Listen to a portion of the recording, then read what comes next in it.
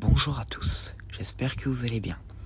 On se retrouve pour une idée de scénario que je me suis fait pour un potentiel film solo de Rodan dans le Monsterverse. Donc quelques jours après les événements de Godzilla 2, donc la victoire de Godzilla sur Ghidorah, donc nous voyons Mark Russell qui regrette un peu la mort de son ex-femme, donc Emma. Mais Mark est ensuite appelé dans une bataille de titans pour enquêter sur ce qui se passe. Il s'avère que Rodan affronte un autre titan sur le mont Fuji, Quetzalcoatl. Donc Rodan et Quetzalcoatl se combattent dans les airs. Donc Rodan envoie son rayon d'uranium et Quetzalcoatl ses boules de feu. Et Rodan prend le dessus et fait tomber Quetzalcoatl du haut du ciel. Et donc Quetzalcoatl blessé fut contraint de fuir. Rodan rugit victorieusement et redescend dans le volcan. Et donc Monarch inspecte entre-temps les lieux du combat et aide entre-temps les personnes qui étaient présentes au cours de l'affrontement à se relever et donc il les soigne. Donc, entre-temps, Monarch découvre que Rodan, en ce moment, est devenu beaucoup plus grand. Et Rick Stanton théorisa que la lave la plus fraîche pour Rodan le suralimente de manière significative. Ce qui fait en sorte que Rodan grandit. Et donc, entre-temps, Monarch se demande aussi pourquoi Rodan et Quetzalcoatl se sont affrontés.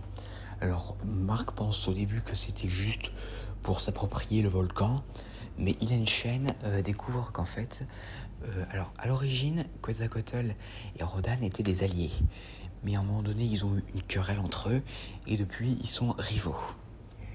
Mais entre-temps, les gens de Monarch découvrent que quelque chose de bizarre est en train de se passer. En effet, sur le site de Rodan, des créatures étranges s'attaquent au personnel de Monarch qui s'y trouve. Ce sont des méganulons, des créatures qui vivent dans le volcan.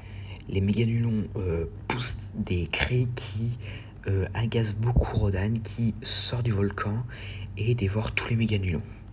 Mais ne remarque pas que l'un d'entre eux a survécu.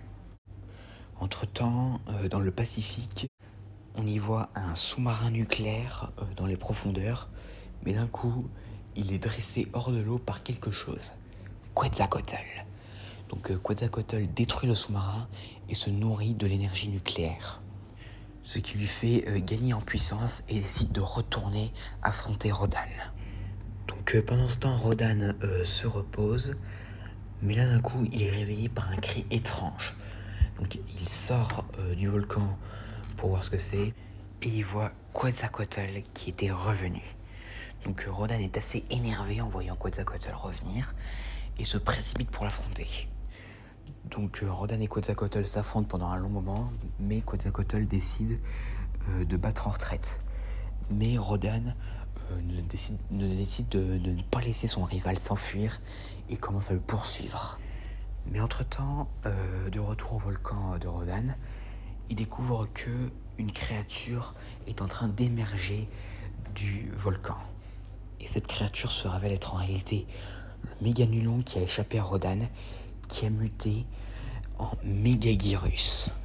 Donc Megaguirus sort du volcan, ce qui provoque aussi une éruption volcanique qui fait de nombreuses victimes.